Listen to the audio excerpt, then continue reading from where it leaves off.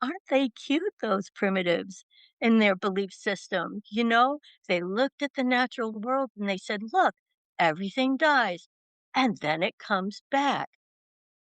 And then when we want to say we took our democracy from them, all of a sudden they're great thinkers. It just doesn't carry any water.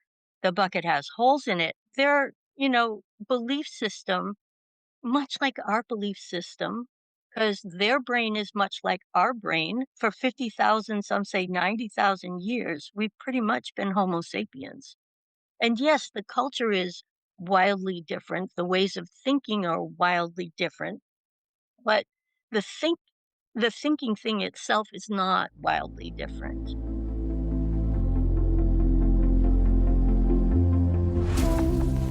Today, I share with you my conversation with Susan Kacvinsky, mythologist and writer.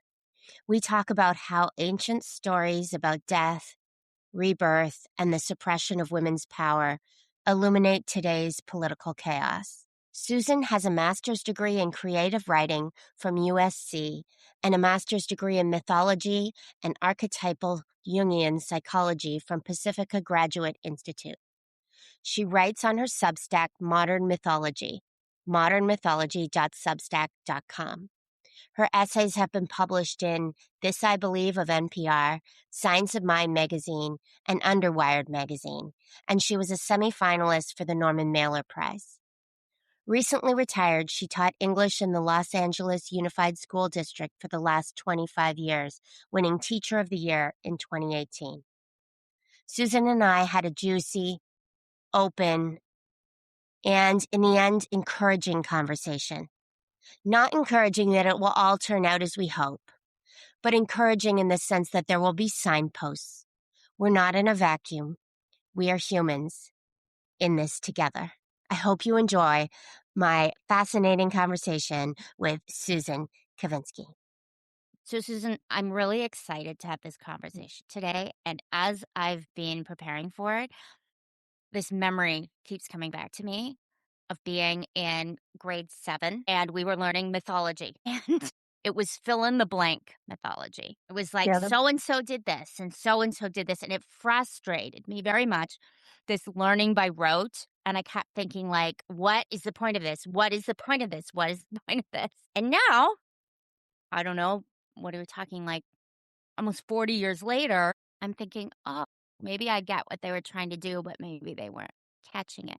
How did you first come to mythology?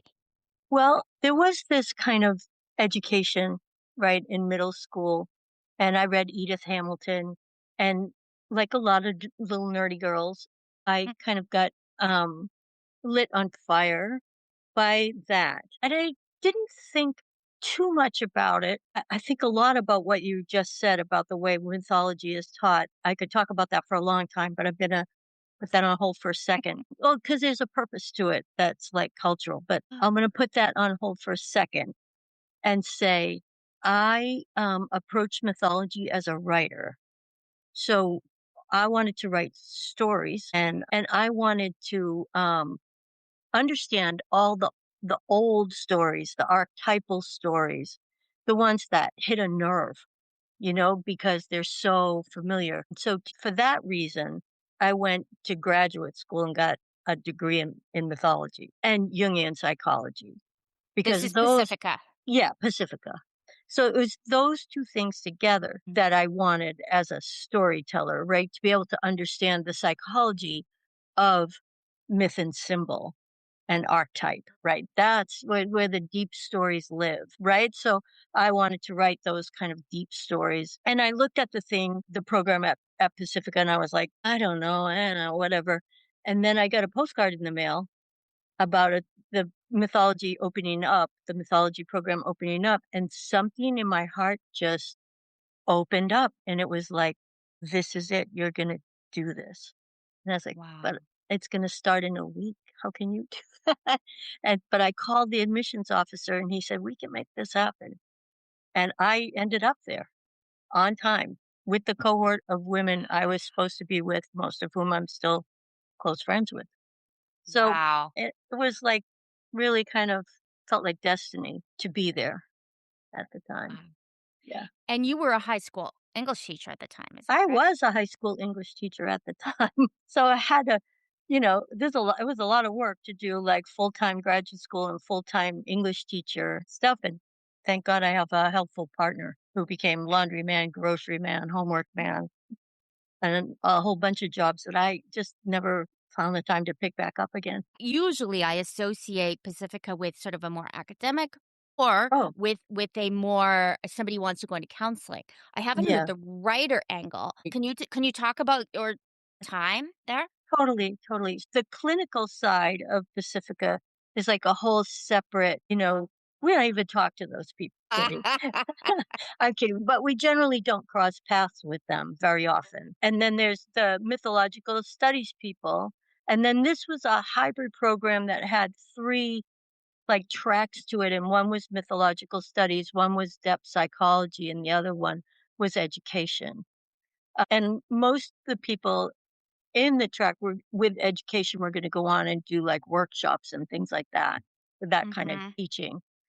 And I was there primarily as a writer. I was an English teacher primarily as a writer too. I wanted to be a writer before I was an English teacher, and so teaching other people to write I thought was gonna be helpful to me.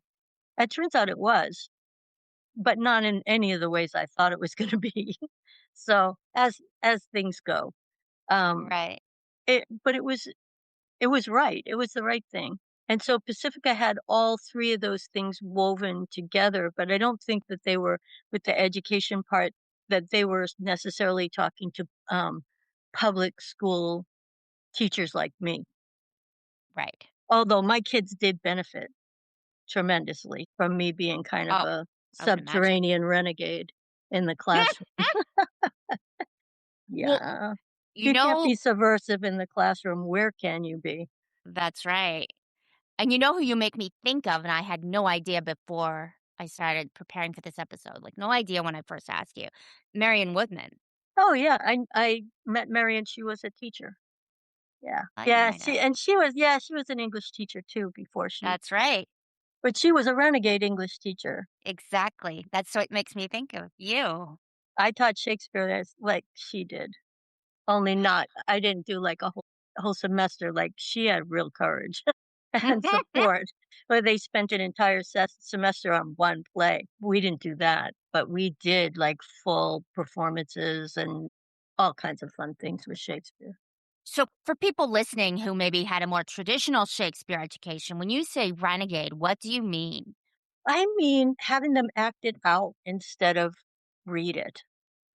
So, and you're sitting in a classroom and you read Shakespeare and you look at the footnotes and you read some more and you look at the footnotes, you might as well stick a pencil in your eye if that is the way you're going to read Shakespeare. It's deadly to children. It's Yeah. deadly to most adults, right? Mhm. So, but to have them actually engage the text and Mhm. create performances and costumes and do all this stuff, but then just also to perform it for a room full of their peers. Now you have real stakes because Mhm. it's not about grades anymore. It's about something more real than That's grades. right. That's Right. right. And they loved it. Ugh. Like, they took the challenge and they had a blast and they did their own interpretations of it and they learned the lines. They had to understand what the lines meant to be able to say them properly.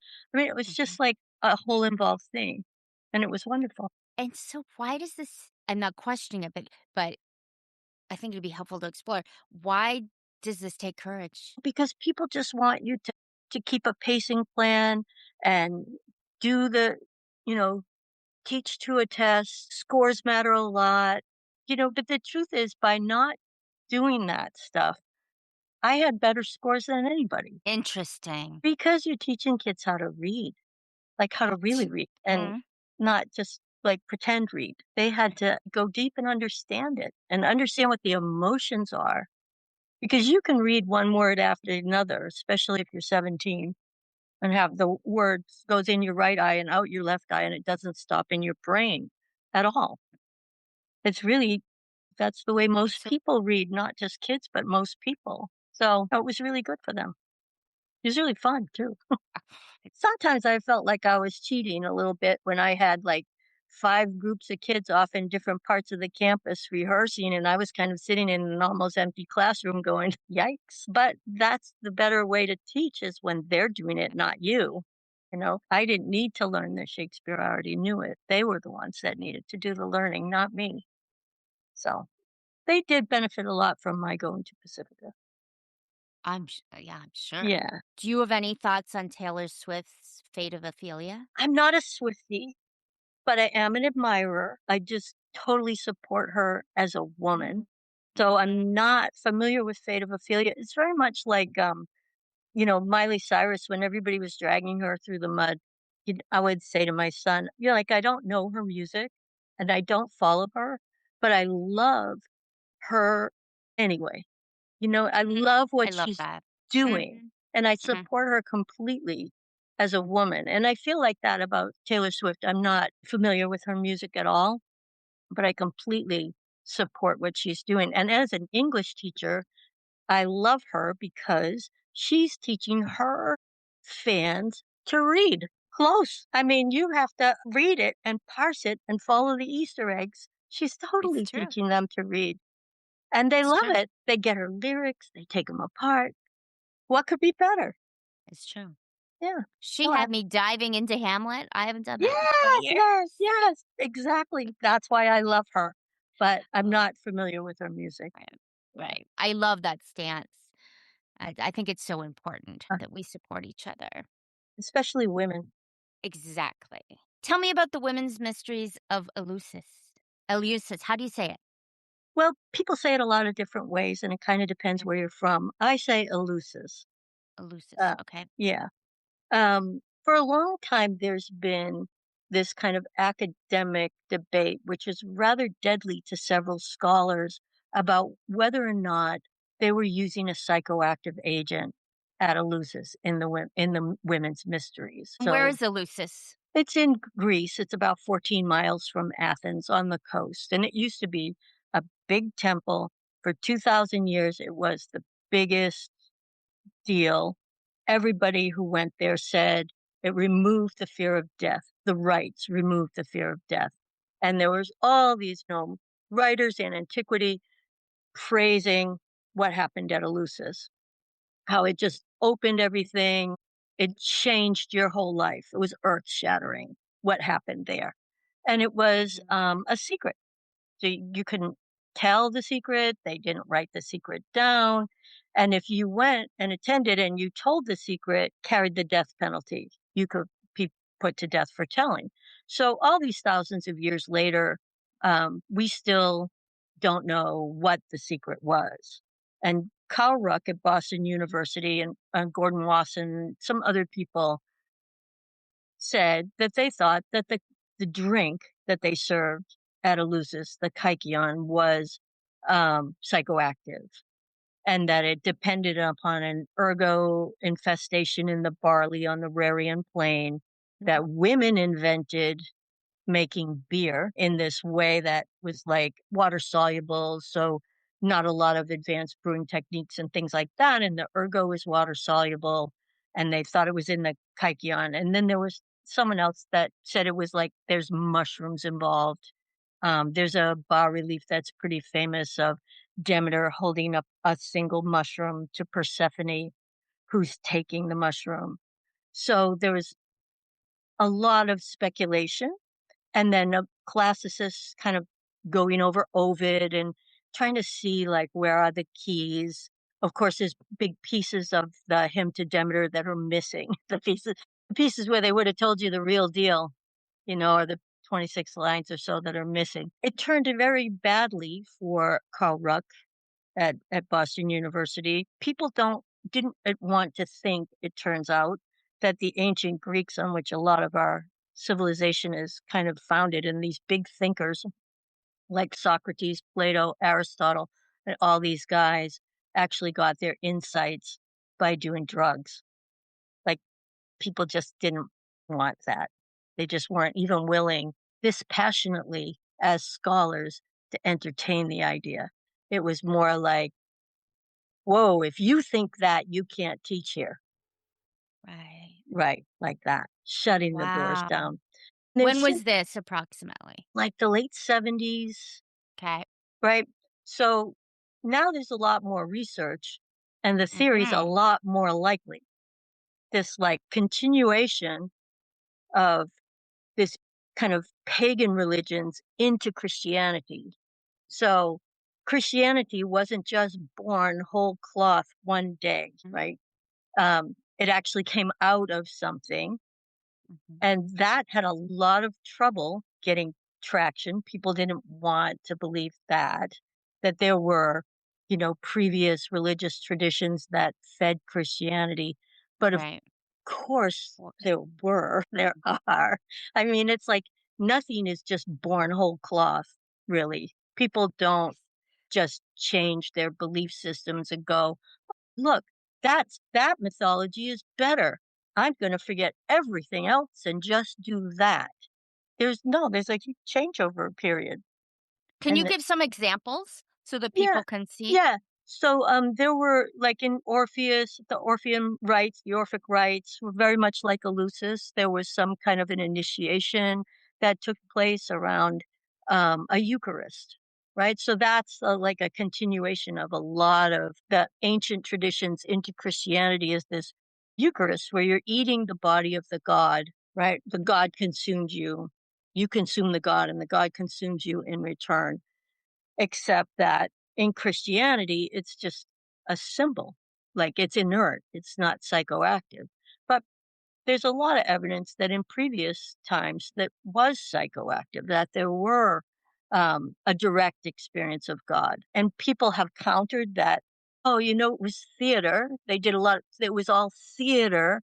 And, it's kind of like to believe that these great thinkers were so moved by theater is to almost turn them into children. Like they Right. weren't skeptical. There weren't any atheists among them, which there were in the ancient world, many Course. atheists, many skeptical people, many smart people. So, one of the kind of background things people do is kind of think of the ancient people as like children when we're like adults. So, you've got this march of humanity, Which which is is kind of laughable. social Darwinism. It's not kind of laughable, it's totally laughable to think that these serious adult people were like children. And that takes me back to the point I tabled about the way mythology is taught in middle school and the way mythology has been flattened so that these primitive people, and primitive is only in parentheses, believed that, you know, the Demeter and Persephone myth was only about the death and rebirth cycles in nature. And aren't they cute, those primitives, in their belief system? They looked at the natural world and they said, look, everything dies and then it comes back. And then when we want to say we took our democracy from them, all of a sudden they're great thinkers. It just like it just doesn't carry any water. The bucket has holes in it. Their, belief system, much like our belief system, because their brain is much like our brain for 50,000, some say 90,000 years. We've pretty much been Homo sapiens. And yes, the culture is wildly different. The ways of thinking are wildly different, but the think the thinking thing itself is not wildly different. So to say, that they that Demeter and Persephone, I'm Mhm. conflating, that Demeter and Persephone, that the women's mysteries, that the rites at Eleusis was only about explaining the natural world is to completely misunderstand how it held people in thrall for 2,000 years. Mm, How mm. is 3,000 people a year coming for the rights if only it's theater, right? It just like it really just doesn't make sense. And then when you point that out, people say, well, they were different than we are. They thought differently than we do. Like, yeah, but they weren't stupid.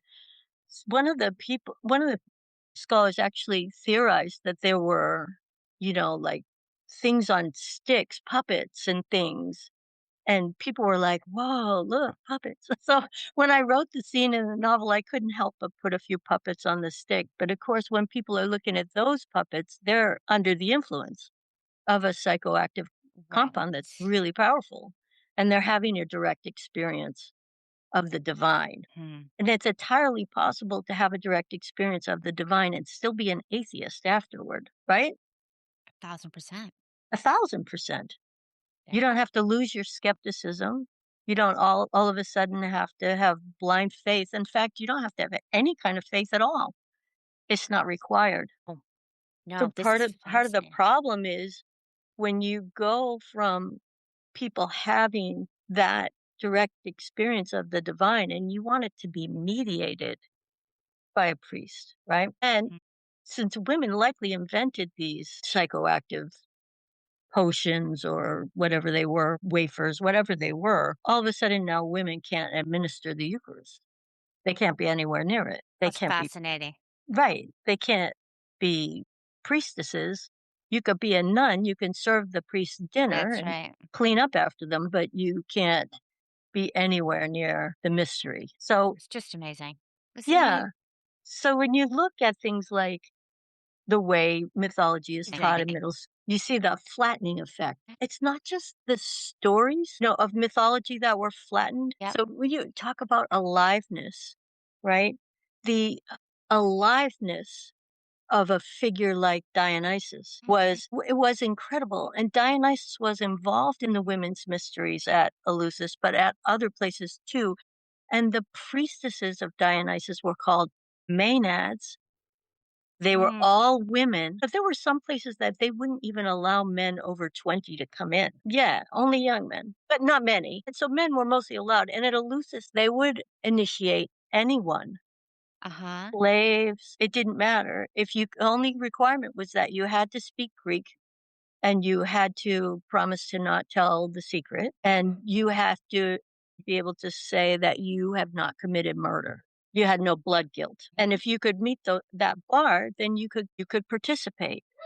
See, you can almost see from the way that there's just no hierarchy that there were women in charge. Maenads were all women. And the word Mm. Maenad even means raving woman. So raving, right? Maybe on drugs, right? But there are also stories of them, like, ripping people apart who profaned their mysteries or did things they shouldn't have done or looked on them when they shouldn't have, ripped from limb. Wow. So Maenads are Wow. dangerous. Mm. We tell danger stories about powerful women, and that brings you up to witch trials and old black cauldrons brewing something potent and Yeah. yeah, psychoactive and that whole shift over from priestesses to priests. Takes on a whole new look when you start seeing it's like it's more than just, medicine. It's more than just it's the whole religious function that's women were kind of thrown out of. And it took a long time. To get them out? Yeah. I Hundreds of bet. years. Yeah, I hundreds bet. of years.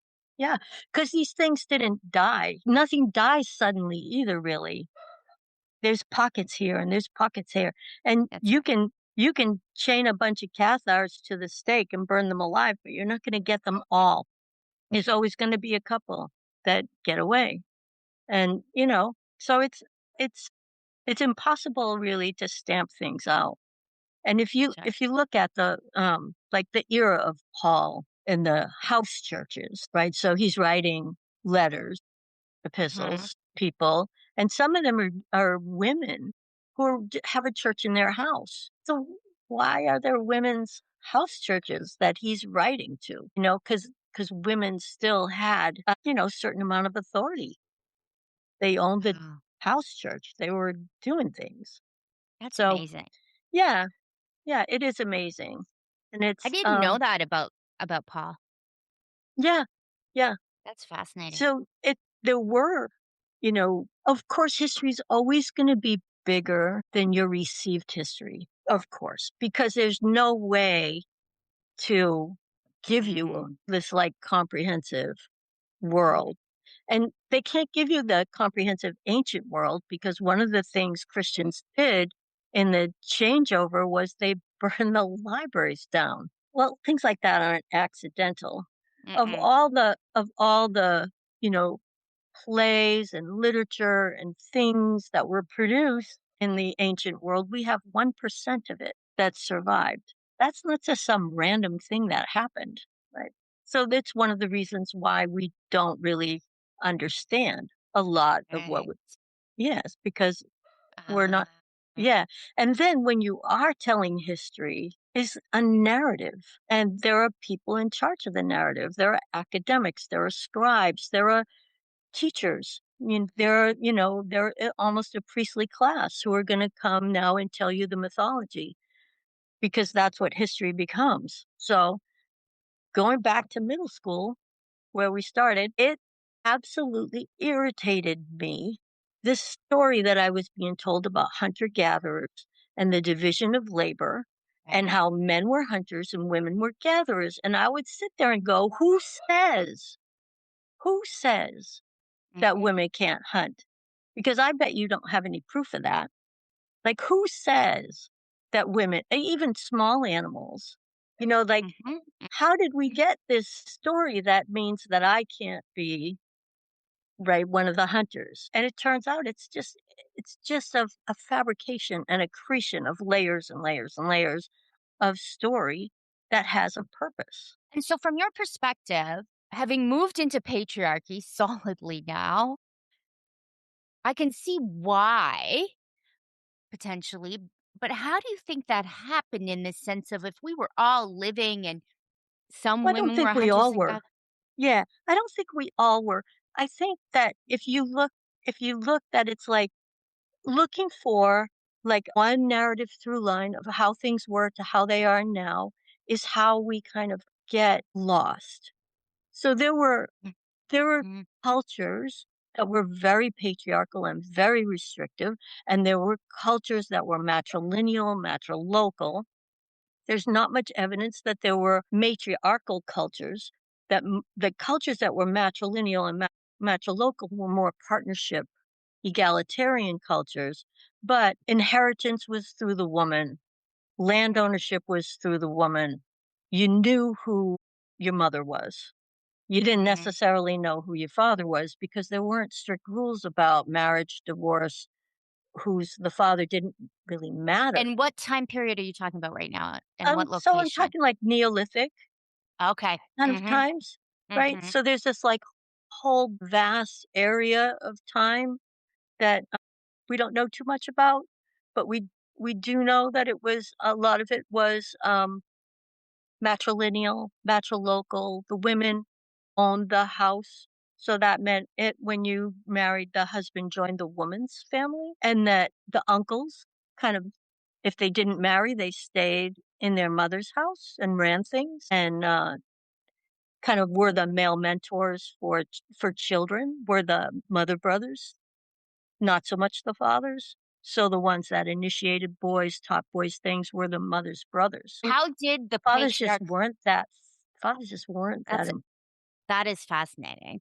So two questions, where did the fathers go? And then how did the patriarchy win in the end in the form it is now? It hasn't obviously 100% won, but you know what I mean. yeah, I just think it's a long, long sweep, and we can see it. We could see it happening now in the United States culture. So there's a lot of progress made, and then there's a yank back. Yeah. It's and it's a lot of the yank back is about feeling like this patriarchal system feeling like it's losing power because it was. I mean, that's true. It was losing power. And so again, it comes back to this whole underground stuff of where your fear resides and what do we agree on below the surface. And if Say more and about that. right. So the underworld, the unconscious, the underworld, where we're all connected, is like this place where our dreams come from. Is this like depth of connection, communication, and a lot of people, the metaphor that a lot of people use is like mycelium connecting trees in a forest. Like there's this communication highway underground, and and that it's similar in that way. And I think when we agree collectively to do something, or we agree that something is like a bridge too far, that we're not willing to sustain it, or we are going to go to war, no matter what comes out of our mouths, because a lot of times what we say isn't what we really think or what we really fear, or sometimes it's what we wish we could have. But underneath, when it comes to like, am I going to be okay or not? I'm going to go with my, primal belief system. And if my primal belief system is I'm not safe in the world is a dangerous place, and I need a strong daddy. We need a strong daddy to keep Mm. us all safe. And we don't really care if he's following the laws, if he's ethical, because he's our daddy. We just want him to be ruthless and win, like, and protect us. So if we fundamentally agree with that, then we can bemoan things on the surface. We can say, "Oh, I wish he would be a little bit more. I wish he wasn't so. I really dislike." But if we're afraid enough about stuff, even really reasonable people can like go to a default in the underworld where it's okay, but the primary need is to be safe. And Right. that's why it always works to make Mm. people afraid, right? Because you will give up your ideals one after another. It's like your heart, your beating heart. If you're freezing to death, I see this winter landscape out your window. Mm. If you're freezing to death, you're gonna, lose circulation to your hands and feet because you don't really need them. Like you can live without them. Then your legs and your arms, even your brain shutting down is going to be protecting that heart. That'll be the thing. And as you come up against these decisions, like what can I live without or what's really important, it's Mhm. it's always survival. Yep. That Yeah, that's going to win. It's always going to be that.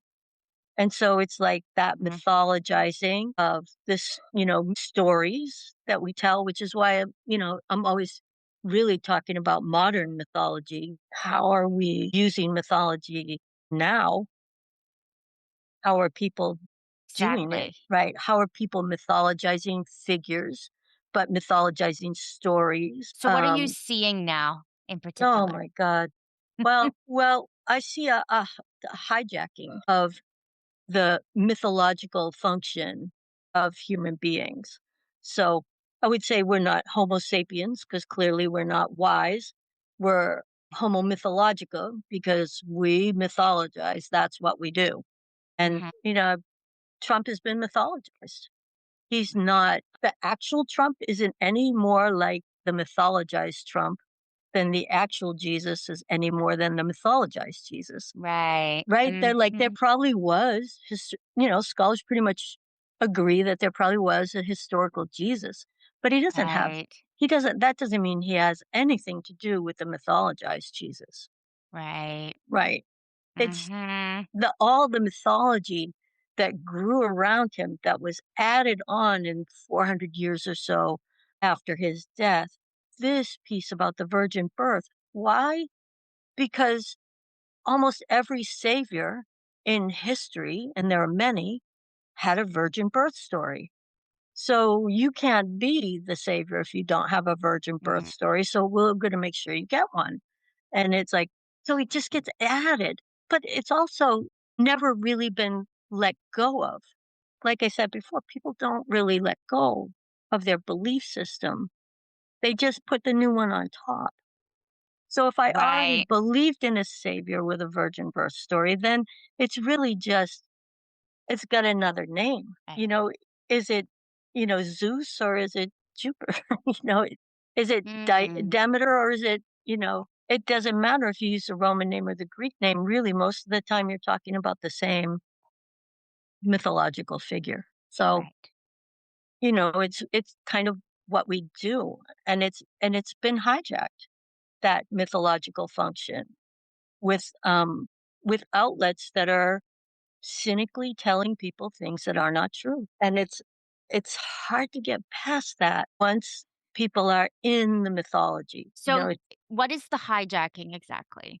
Well, I think the hijacking is a lie. The lying to people repeatedly, Mm, over and over and over again, the lying to people. And I think that's the hijacking that and the conscious mythologizing by people who have, advertising backgrounds and marketing backgrounds and people who understand mm, what they're doing and who mhm, are doing it for a purpose. And I don't want to get into both sidesism here, but when political entities do opposition research and kind of come up with like a story to tell and then a positive story to tell, that's what they're doing. They're, mhm, consciously doing that, manipulating. mhm, The mhm, question is just comes in how far are you willing to go, right, to gain power? How far are you willing to go? And the answer now is all the way. that's right. There's nothing we will not do. Yeah, Yeah. which creates more fear. And all that can be harnessed. So it's not Mhm, like that's seen as bad. exactly, Right. exactly, and it feeds on itself. Yeah, totally. So, I'm thinking where was she I was really taken with you talking about sinners in the hands of an angry God. Yeah. Yeah. I Yeah. mean, tell me about That's that. so that okay, so there's like so many different kinds of Christianity. And that's like the first thing you have to understand. And it's not even just like Catholics and Protestants. It's the emphasis on the teaching.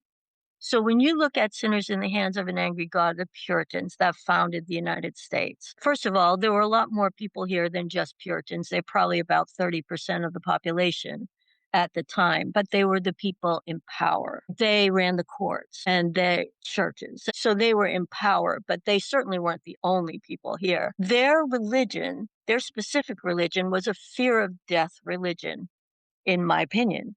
So you go to church, it's a command performance, and they're keeping track of who comes and who doesn't come, right? They've got your naughty and nice list. And you go to church in the morning and you are told that God hates you. You're such a horrible sinner that God holds you over the pit of a fiery hell by one slender spider thread and you're lucky that he hasn't dropped you into it yet. Then you go to the tavern and you have lunch and a couple of glasses of ale, and you come back for more hours of that, right? And Mhm, so they're not every sermon is in sinners in the hands of an angry God, but the mhm, whole outlook of everything is mhm, sinners in the hands of an angry God. mhm, Right? So there's no question that God of what kind of mythological figure God is, right? And it goes back to this jealous tribal Yahweh, capricious God that basically just doesn't like anybody. mhm, This is the God that actually sacrificed his own son and then asked Abraham to sacrifice his son, and Abraham's ready to do it. That's how much of a true believer, right? He's got the knife out and he's ready to do it. And then God goes, "Oh, I'm not going to really make you do that. Don't worry about it." It's like, what kind of a God is that? yeah, Like, like, what do you make of that? right?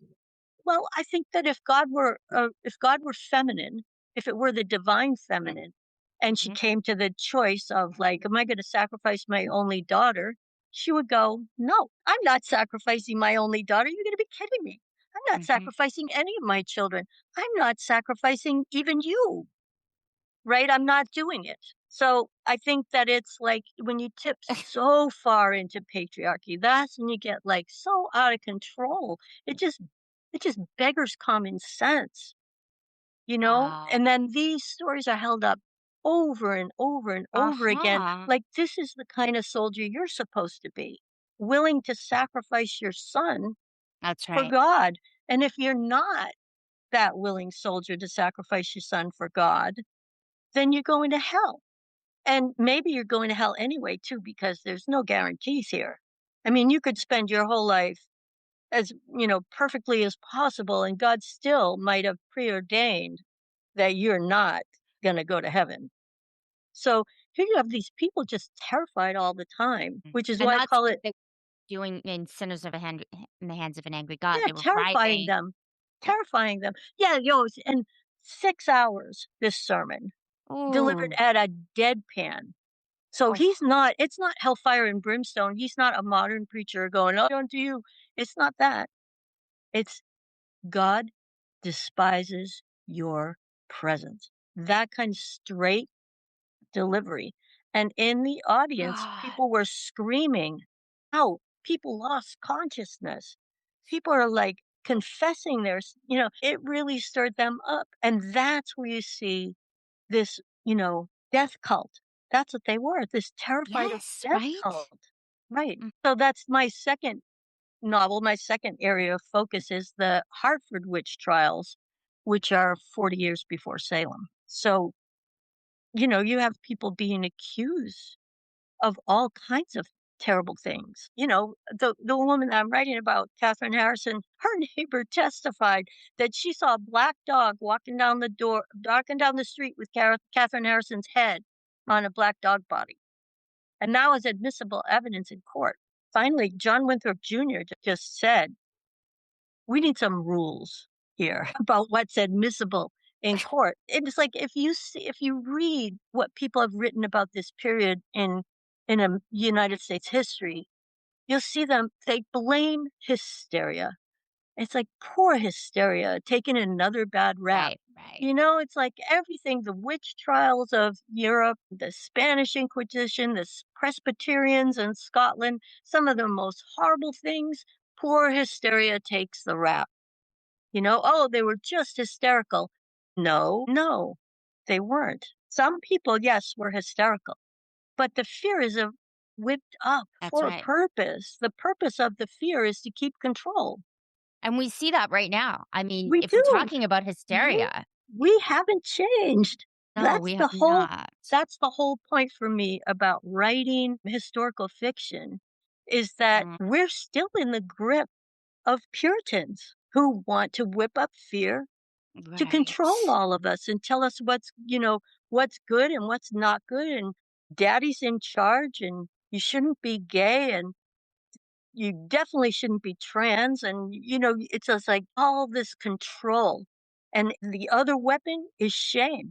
If they're not Right. controlling us with fear, they're controlling us with shame. And Mhm. unfortunately, that's how so many men are controlled, Yeah. is through humiliation and shame. Yep. And what's the worst thing you can be? Feminine, any form of feminine. And that includes compassion. You're not supposed to have it. Isn't that wild? Yes. So here It's we are wild. again in the more sophisticated version with more tools and more outreach, but the same outcomes are still being grabbed. People are still dying just in a different way, That's right. but not That's right. much changes. But the way that fear is used to Right. control people. And I think if you go back to this Eucharist or a psychedelic experience or a direct experience of the divine, when you have that, people are not controllable. They're not as controllable when people have That's their right. own 2 feet on the ground and they have their rootedness, right? And they're not terrified of death all the time, and they're able to make decisions, but it's not in anyone's best interest. If you want power, you don't want people making their own decisions, right? Which And you makes me think of your article about it's heaven to enter that pearly gate. Yes, the worship of the divine feminine. If you go back to the time when all a woman needed to do to divorce her husband was stand in the doorway with her back to him 3 days in a row, and he was divorced. He was Wow. outie out, And and when is this? this is like Neolithic, so Okay. we're Mhm. going back to this prior matrilineal, matrilocal, so the woman owns the land and the house, and the man is a husband, which is his bond is to the house, and if the mother doesn't want him anymore, she breaks that bond, and if the husband doesn't like it, her brothers will back her up on everything, and it's like That's amazing. until the 1600s or so in Britain, it was still women owning the land. Like, it still was matrilineal in Oh, a lot wow. of places. Still, there are 161 matrilineal societies on the planet right now. So it's it's not like it's Right. impossible that we Mhm. you know, that we could have a partnership economy, for example, instead of this like extraction capitalism, which I really think of as cannibalism. It is. Yeah, they're cannibalizing the young. You're going to be, if we're talking about 50-year mortgages now, we're talking about subscriptions to every single thing, including education. So pretty soon, you know, our young are not going to be able to have any kind of freedom That's right. at all. And they'll be afraid all the time because if Mhm. I say the wrong thing and I lose my job, that means I lose everything. And it's already like that because you don't have any access, you don't have a right to health care, So if you lose your job, then what? So all these people, all these dreamers and people who would be inventing things and bringing new things to us, have to make a decision about, do I want health care and a roof over my head and food, or do I want my dream? Well, just add children and you're trapped. You're done. It takes an awful lot to break out after that. People do it, but it's terrifying. So it's only that noose is only going to get tighter and tighter and tighter. Corporations are buying up all the starter homes and turning them into rental properties. So now if you want to buy a starter home now, you have to compete with a corporation who's going to pay cash. So you don't have to, there's not all this Mhm. escrow, 2 months, all this stuff that people go through when they buy a house or when they sell a house, right? It's just Mhm. a corporation's going to give you cash. And then there are no houses, no starter homes for kids. There's no place to get your start in Right. owning property. So you're just creating a generation of renters, and it's extraction. I It's mean, totally extraction.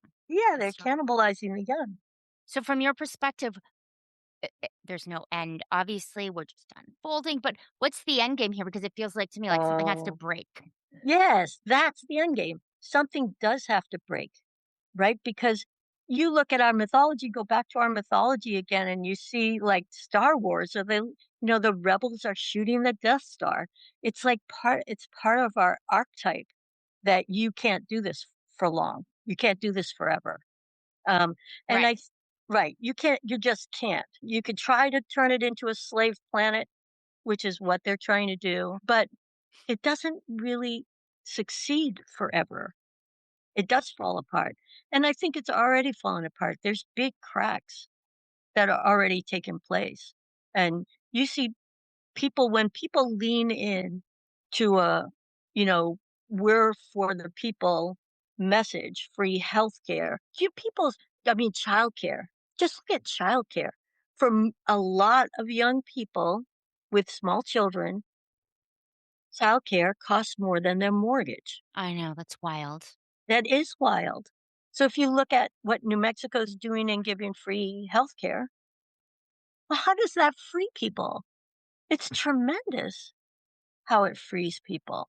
So you start to see people getting wise to this Mm, the way the system is being mythologized and the stories that we're telling. You start to see mhm, people like waking up. And I think that's how it ends. And it seems to me, I don't know if it's true or not, but it seems to me that all these storylines are accelerated, that we're going through them much more quickly now than we used, mhm, and that could be because of all the internet and mass media and things like that. I mean, there's a downside to it because you have your silos and you have people being fed all these lies and things like that. But the other side, you never have light without shadow, and you never have shadow without light. So you've mm. got that deep, deep shadow of all this technology. But the light is you can't fool people like you used to, and not for as long. Right? So it's everything speeding up. So we'll see what happens. I don't know. I know it will happen. I don't know if it will happen in my lifetime or not, but I Mhm. think so. I don't think it's gonna be that long, honestly. And how will Mm, you know when it's happened? well, I think, it's never like you're never gonna convince all the people, No. but you will see, like, this big change. I think I think I will know what's happened when I start seeing people go to jail, when I start seeing consequences, right? So Mhm. it hasn't happened yet because we don't see consequences. Oh, we're a long way from that, I think. You never know. You Okay. just never know. Um, it, it's one straw that breaks the camel's back. And Right. then all of a sudden, Right. right, tick, tick, tick, tick, tick, it all goes. So we'll see what happens. I don't know. I don't have a Yes, we will. crystal ball, but I do know the way these stories go. Mhm. I don't And know how long it'll take. you personally don't appear to be afraid. Is that true? That is true. That is true. I know it will resolve. We could easily go through some dark, dark, dark times, and I could personally lose everything. I mean, that could happen. But even if all those things happen, I'm still not like I know I'll be all right. I know I will Mm, survive it. Or worst case scenario, I don't survive it and I mhm, die. I'm going to die anyway. And it's that this like I just have a belief, or not if belief's the wrong word, so I'm looking for a word, but I just have a knowing, right? That It sounds like you've been to Eleusis. yeah, I have been. I just know I'm going to be all right. Yeah.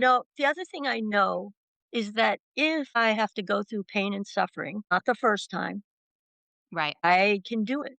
I can That's right. survive pain and suffering. I have been through my share, right? Right. And I have been in the terrified I'm gonna be homeless place for 2 years, and I survived it, and Mhm. I'm fine, and eventually, I'm not gonna survive it, and I'm gonna die, Mhm. and I'll be fine, or I won't. I mean, because I don't know the answer to the question any more than anybody else does, but I don't think that when we die, it's all fade to black. Okay, so this is leading to what I wanna ask you about. Say more. Good. Well, all right. So I also don't think it's an either or dichotomy. Like, Okay. do we die or do we have a fade to black? Right? Okay. I don't think it's that at all. I think Okay. some people do have a fade to black.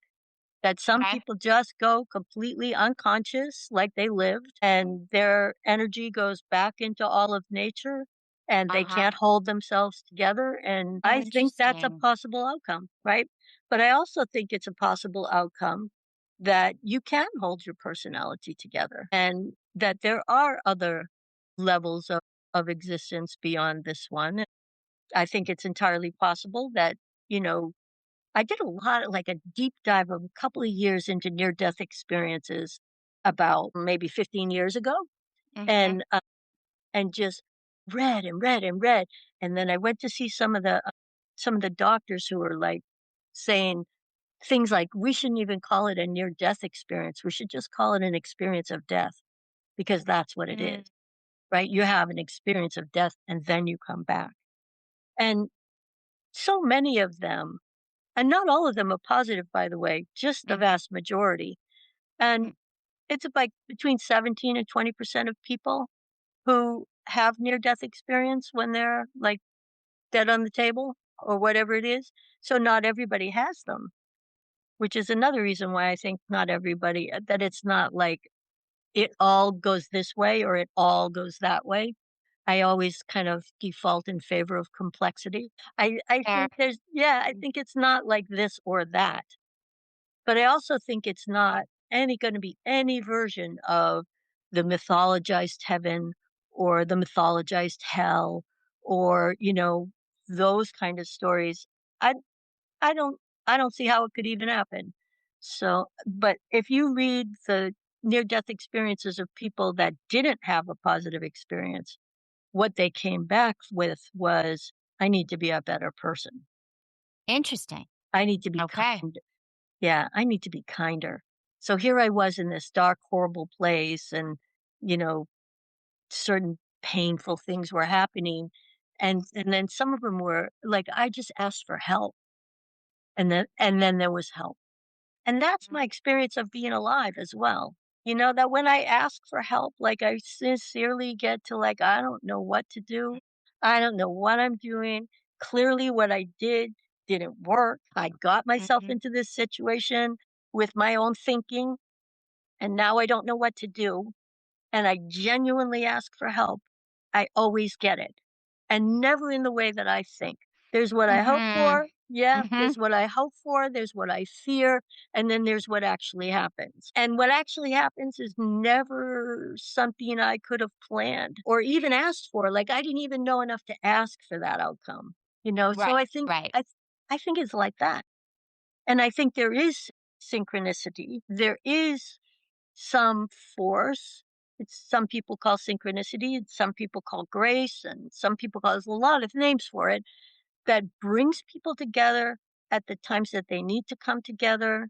That if you change your intention for your life, so if you're living a victim story, and like I always date men that are like my father or something like that. So if you're living a story like that, you are going to only be attracted to men who are going to replay your father's story, and that is going to be true for you. And you can look at your friend group and go, why doesn't this happen to other people? It's happening to me over and over. If you ask for help with that, you will get help with that. But it won't look like what you because if you could solve the problem at the level of the problem, Exactly. you would do it, Exactly. but you Mhm, can't. All you can do is repeat the problem in ever more sophisticated patterns, right? mhm. So, So, I very much live with you in this. I resonate completely, agree. And then there's another part I'm interested in, sort of from a cosmology point of view. Like, it's in the synchronicity world, like, there's meaning and dreams, and we uncover meaning, and right.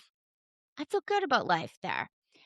And not that I feel bad in this other place, but the other place looks at the millions of years this Earth has existed and the size of us Mhm. and our outsized nature. The way we think we're quite important, but We we're so we're obviously s like, we're oh, so narcissistic as a we species. it's wild. And Yeah. as I start to see that and Mhm. look at nature and look at the cosmos, and I'm like, how, like, what would be the point? Like, how did we get here? Like, what's going on here? And if I was God, would I spend a million years? Like, what's going on? Right. I don't know. I think it's part of the mystery, and also when it comes to things like this, I think understanding is the booby prize. That you could You're take right. you could take the mystery and try to Mhm. reduce it into something that you can understand. And then your ego goes, "Now I own it." Because I understand it. And I win in some way because I'm bigger than the mystery. If I own it and understand it, then I'm the one that's bigger. But you Mhm. can never understand it. You can only surrender to it. And it lives through you Mhm. as presence, Mhm. right? And Mhm. presence changes everything. If I walk into a high school classroom defended and that you guys aren't going to get anything over on me, you're not going to the bathroom, you're not doing anything. If I walk in with that, I will get Mhm. that back from them in spades because they're teenagers and you are gonna be sorry.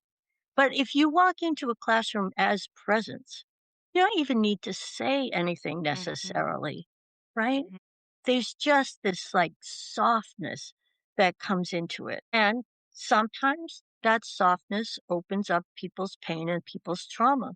And you have to be able to be with that. You have to know how to be with that, right? But if you don't know how to be with that, then all you have to do is know how to surrender your not knowing and let something come through you. So it's kind of like one or the other. And when you get into this like huge thing, do I think the earth could never die? No. I think the earth could die. Could we annihilate the earth and all of us on it? Absolutely, I think we could. I think that is in the realm of possibility. Are we going to? I don't know. I don't know. I think the earth is conscious, has Mhm. consciousness. Yeah, me And too. I think nature has consciousness. And it's like I look at things like in New England back a long, long time ago in colonial times, or maybe it was the 1800s. I can't remember exactly, but like before electricity and all that stuff. There was an eruption of a volcano that put so much ash into the atmosphere that Mhm. the atmosphere cooled so much that they couldn't grow their crops in the summertime for winter. And it was like the cold summer. and nothing would grow.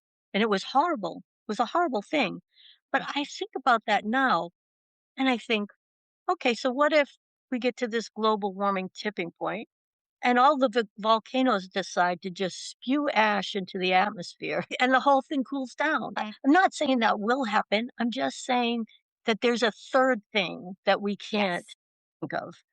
And that when you look at nature, she's not like, that's why when people go, we must save her, I think, whoa, that's a big job, being a savior.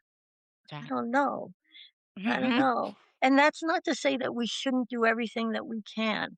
We Right. should do everything that we can, but we also have to recognize that we're just one part of what's happening here. So it's like there's all these different vibrations to love, right? And human beings, human species carries one, but we're not the only ones. Every species carries something.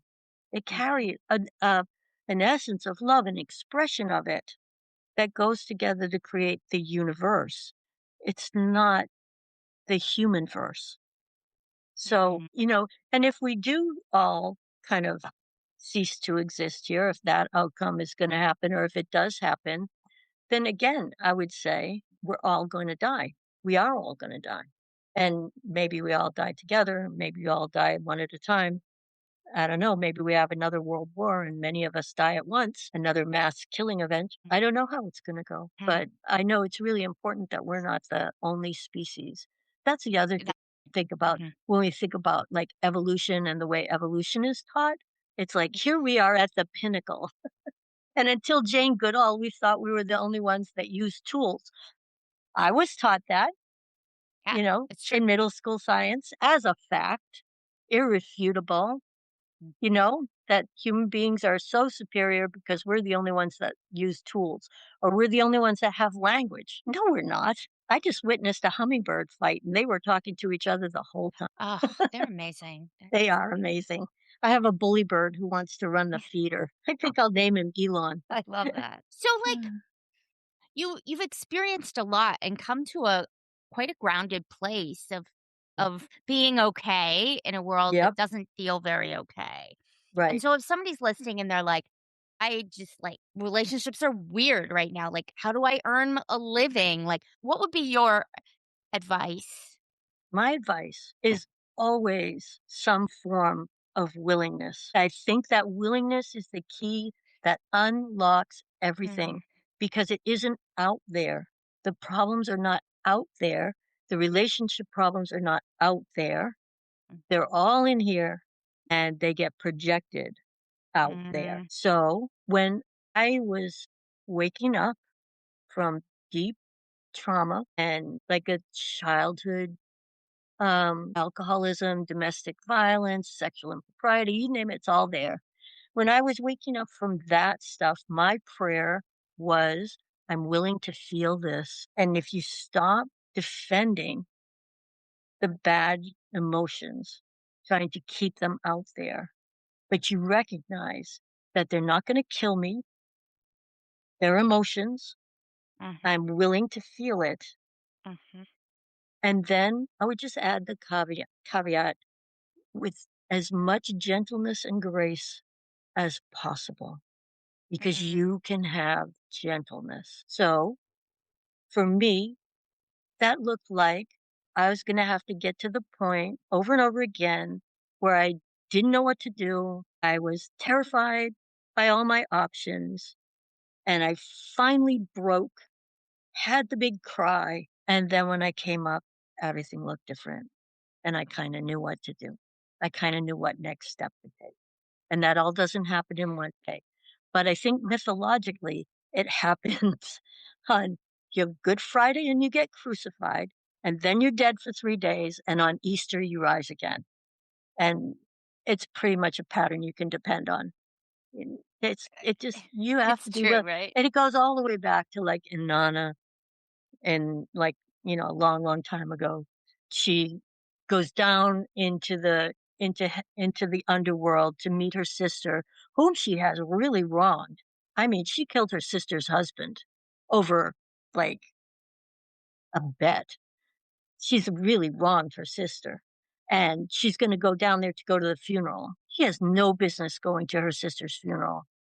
I mean, how dare you doesn't even cover it. So on the Right. way down, she's stripped of every single power she has, and then the entrance to the underworld is so small that she has to crawl in naked and bowed low to her sister's throne room. And when she comes Mm. up from that, her sister slaps her across the face and she dies. That's it. She fixes her with the death eye, slaps her, boom, dead.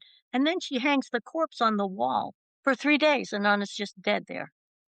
And then another god sends the little insects, the food of life and the water of life, and they sprinkle it over her, and she's, reborn, and she goes back up through the gates, and she gathers all her powers one at a time and puts them back on, you know. Mhm. And then she has to find someone to take her place in the underworld, and she chooses her husband because while she was dead, her husband sat on her throne, ordered her servants around, and generally behaved like a dick. And so she said, "You're the one. Your turn to go to the underworld." Because the Mhm. most arrogant one among us is the one who needs the trip the most, right? Because that's what's killed is arrogance.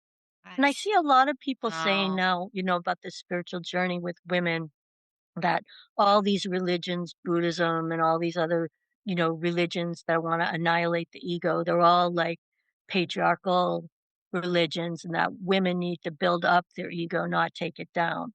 And to that, I would just say, I am not worthy is just as strong as an ego as I'm king of the world, is the same ego. It's just a little different story. There's a little twist on it. And that when you lose your ego, you don't lose the nattering, like the like Mhm. this one, I don't like that one, I don't know what to do, I'm terrified, I need this, I don't need that, I like this, I don't like that. It's that that goes. And it doesn't go forever because there's reincarnation. It can be born at any time. You can catch yourself in your old patterns again. Nobody dies from it. You just wake up and you go, I didn't want this anymore. Right. Right. And you provide the willingness again, let it go and just Mhm. be present. And some Mhm. days that's easy and some days that's harder, Mhm. right? So you have times when you're doing the work and you have times when when you reap and when you sow. So sometimes it's really easy to be in presence all the time. And other times your greatest fear is in front of you and it's not easy. And that's when the willingness counts. It doesn't Mhm. mean that you've never had an awakening. It doesn't mean that you don't know who you are. It's just the next thing. That's all. Mhm. And it doesn't have to be that big a deal if you're willing. And that's why I always come back to the biggest thing is willingness. I'm willing to feel this. And after that comes I'm willing to solve the problem. I'm willing to do the work or whatever's necessary. Right. I'm willing to have the difficult conversation with my son. I'm willing to admit it was my fault. I'm willing to admit I don't know what I'm doing. Mhm. Whatever it Mhm. is, just the willingness to just be here as presence and go, yep, that was a terrible thing I said. And I'm sorry. Yeah. That's what I found in the classroom too. If you don't think you have to be the answer woman and you can admit when you're wrong and you can say to a teenager, you know what? You were right about that. All of a sudden, it's like the Grinch's smile just rolls out Yeah. from them because it's something they almost never hear. Exactly. They're surrounded by adults who are just posturing and Mhm. they know it's all BS. They know it is. They They know. have BS Mhm. detectors better than anybody.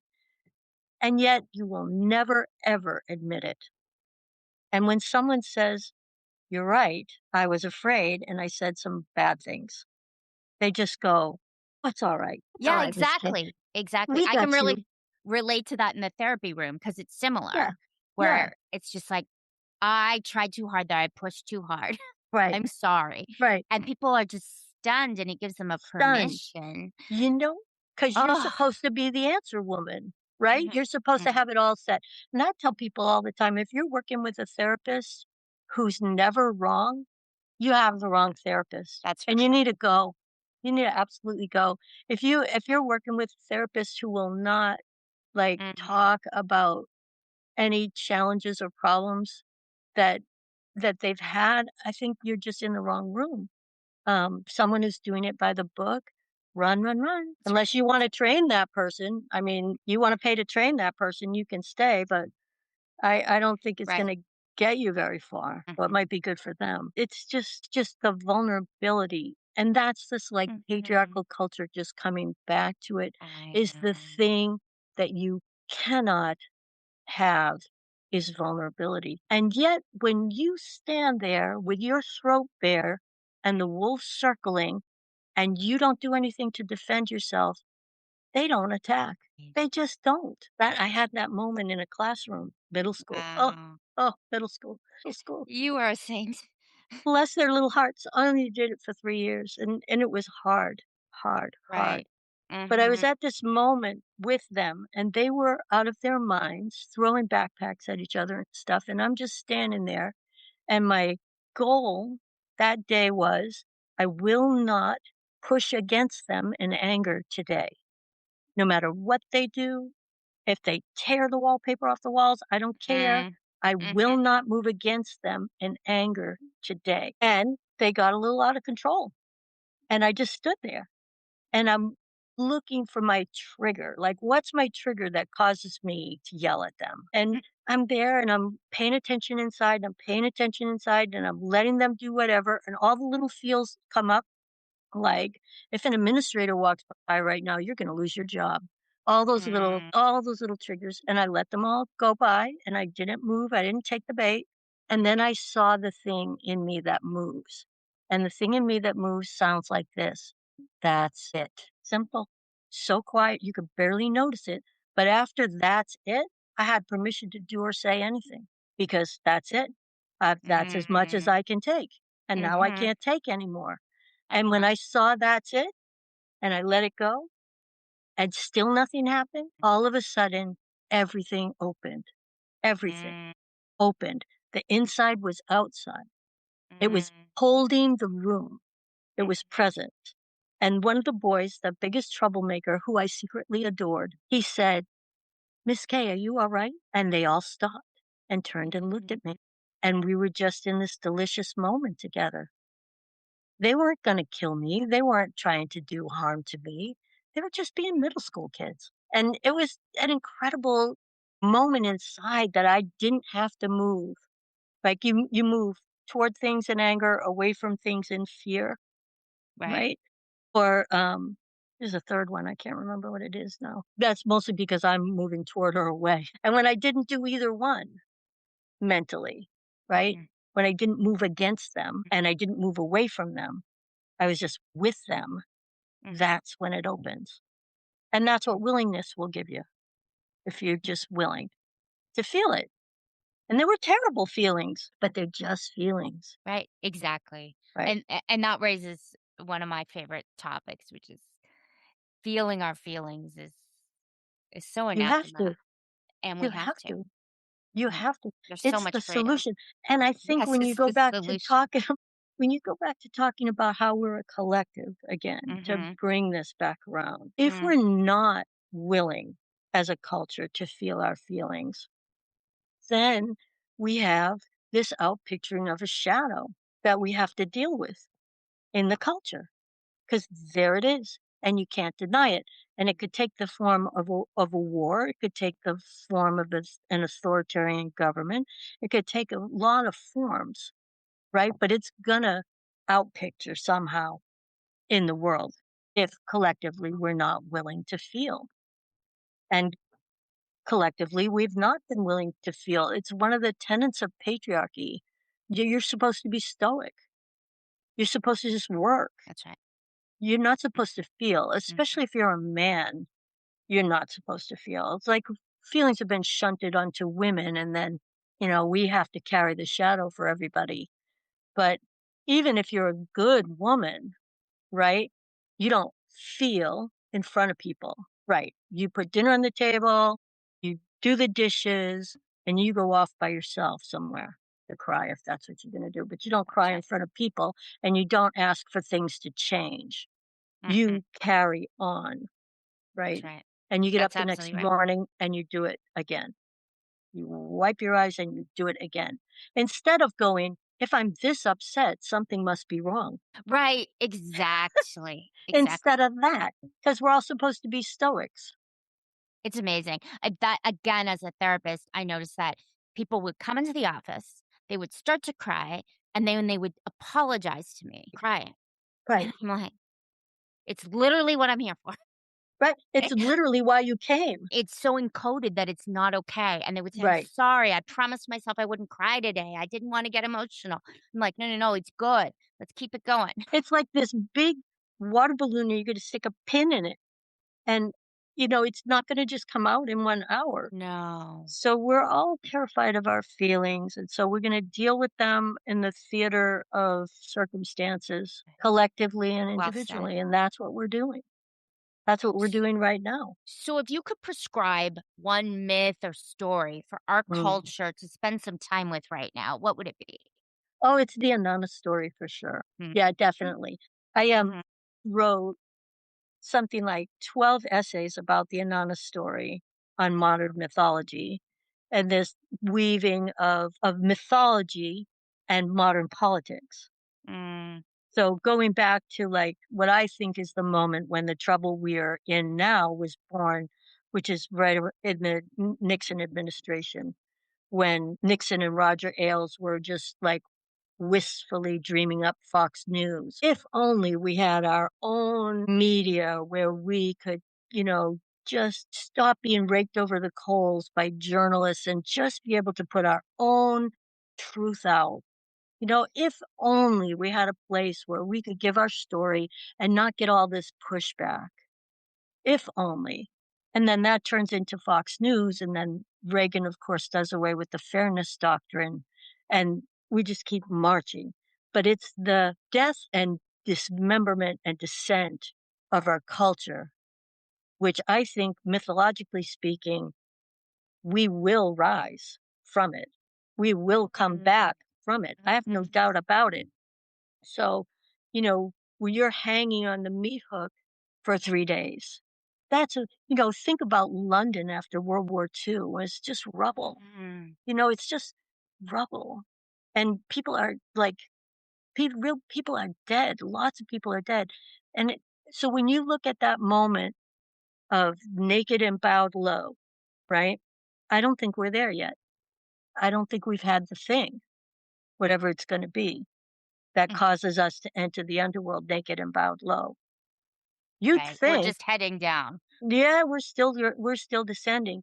You would think that, zip tying children, or you'd You think would there's think. so you would think somebody walking into a first grade classroom and killing first graders would do it, but so it's just like each gate, the deeper the descent, and we still haven't had the slap yet, and then we have to be dead for 3 days. So the slap Right. is gonna be something really big because it has to stop the whole culture. I used to love this girl in high school, and she used to say, "God put a stop on me." And I feel like I love that phrase, even though I don't believe in a God like that. I still love that phrase. And I think something is going to put a stop on us where all of us have to Yes. collectively go, and all the horrible things that have happened so far, it still hasn't happened. Like, Mhm. there's a good 35% of us are going, "No, it's good. No, it's good." Right? Wild. They're not getting the real story, though. You have to No, understand that of course.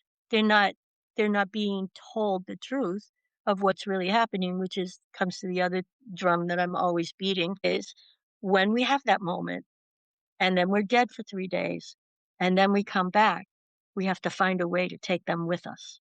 Right, exactly. Right. Mhm. Schadenfreude is the most ugly emotion. We have to be able to say, too have Mm, been lied to. I too have made terrible decisions. We have to be able to meet them with real compassion and understanding. And right now, mostly all I see is people laughing, like, that's right. right. The leopard ate your face. Yay. Right. It can't be that. No. When a guy's losing his farm that's been in his family for 5 generations, I don't care who he voted for. That's not funny. No. No, it's not. Right. Right. So it's got to be something that's going to stop us all, I think. That's the This mythological perspective anyway, so we'll see what happens. But, and yeah, it's a really good perspective, and I'm a powerful one. I have chills. I think it will happen though, and I think, like I said, things are going faster and faster and faster. So, Mhm. I do believe it will happen in my lifetime. I do believe I'll see it, Yeah. Yeah. and, you never know. I just think something could come out of the blue and cause the whole thing to just fall apart. Like, if we ever saw to the bottom of the Epstein thing, that might be it. That might do it. Mhm. If we could ever actually see the whole network of money and privilege Mhm. and power and how much money and, you know, like, Yeah. if Yeah. we ever actually could see all of it, that might do it. It But might I don't know if you're okay with what's happening with to children, I don't know. I don't know. I don't know if that's enough. Even right. if we see all of it, I don't know if that's enough. My heart says it isn't. Really. Yeah, but it might be but it also could be a combination of things. It could be that over here and that over there and that like, it just Mhm. could be like everybody sees it all, like Right. what we've been doing for 400 years. Because this didn't just start, No, absolutely you not. know? We didn't kill all those bison for target practice. We were taking a food supply away from our people. Right. We have a lot to answer for. We do. We haven't even talked about slavery, but we have a lot to answer for. So, whatever it is, I think it could be some complicated unveiling apocalypse, right? The Mhm. slow unveiling of the banking system's rigged. Look, politics is rigged. Look, education failed. All the pillars get Right. revealed.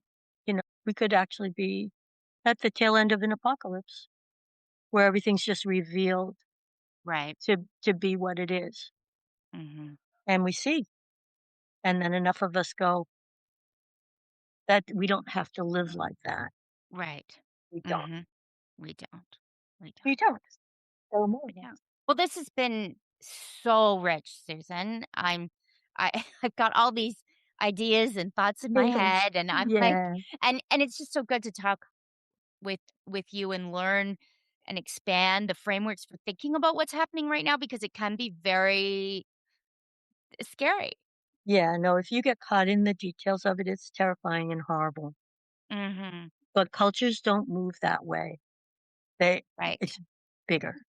Individuals move that way though. Right.